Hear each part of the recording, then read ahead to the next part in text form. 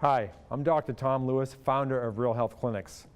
I'm a medical scientist with degrees from MIT and the Harvard School of Public Health.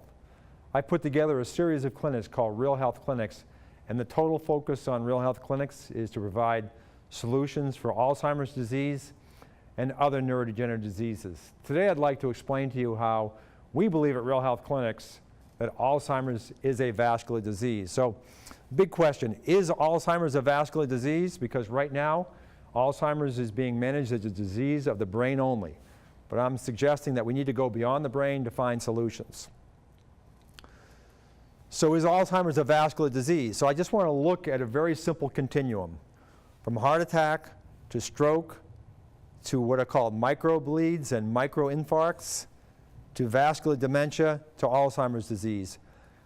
All four of these are considered vascular disease, or at least have a significant vascular component, whereas Alzheimer's disease is not. So let's just go through this and take a look at where the misunderstanding may be. So in a heart attack, a major vessel feeding the heart is blocked off in some way, and so the heart suffers from a lack of oxygen, lack of blood flow, and you have a heart attack.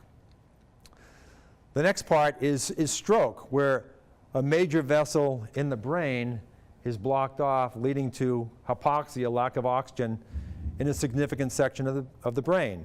And the next would be microinfarcts, and all we're doing is going to smaller and smaller networks of vessels in the brain. And this is well known. We can see this in MRI, these so-called microinfarcts and mini strokes. So the next level is vascular dementia. Once again, we can see in the vasculature with MRI that these very small vessels are impacted in what we call vascular dementia. Symptoms similar to Alzheimer's, but classified as vascular dementia.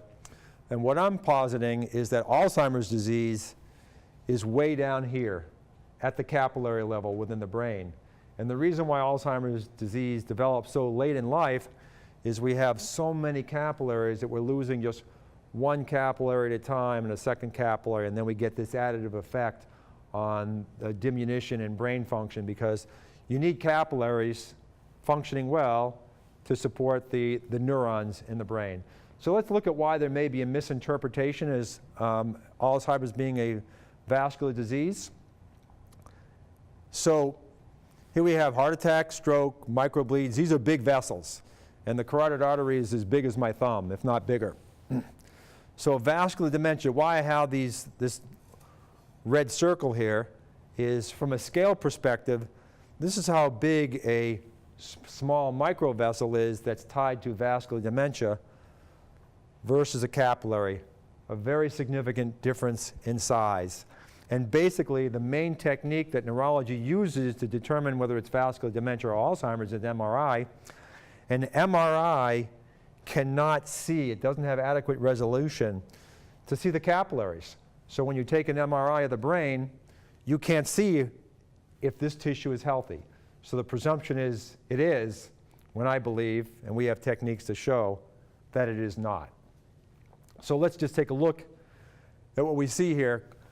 Quantitative assessment of the retinal microvasculature using OCT. So what does that have to do with anything? First of all, we use the eye to do early detection of Alzheimer's, because the eye, particularly the retina in the back of the eye, is an embryological outcropping of the brain. And OCT is very similar to MRI, but it has much higher resolution optics. So since the eye is transparent, we can use this so-called tomography technique to look in the back of the eye and get spectacular imagery like this, where we're literally going down and seeing capillaries. So when we do OCT on dementia, Alzheimer's patients, we see abnormalities in this lowest level vasculature. So if we look at this, Mayo Clinic and the Alzheimer's Association are saying they're providing hope, a new frontier to study Alzheimer's, 2017 special report. Every one of these folks is a neurologist looking brain only, and when you read the report, no one's using the eye as a looking glass into Alzheimer's. So I'm not particularly bullish in terms of what the pundits are going to be doing in the future to diagnose Alzheimer's. That's why we formed Real Health Clinics, where we do this.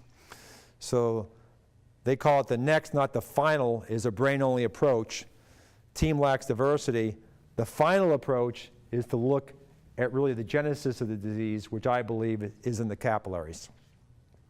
So conclusion, Alzheimer's is a vascular disease of the capillaries.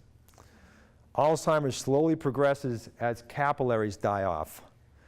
MRI cannot detect the underlying cause, and that's the major technique used in PET scans, which also can't see capillaries, to diagnose the root cause of the disease. So the root cause is being missed. OCT can. Very few doctors in the world are using OCT to measure neurodegenerative diseases like Alzheimer's. Real Health Clinics, we do that. So Alzheimer's is, or at least has a significant component that is vascular.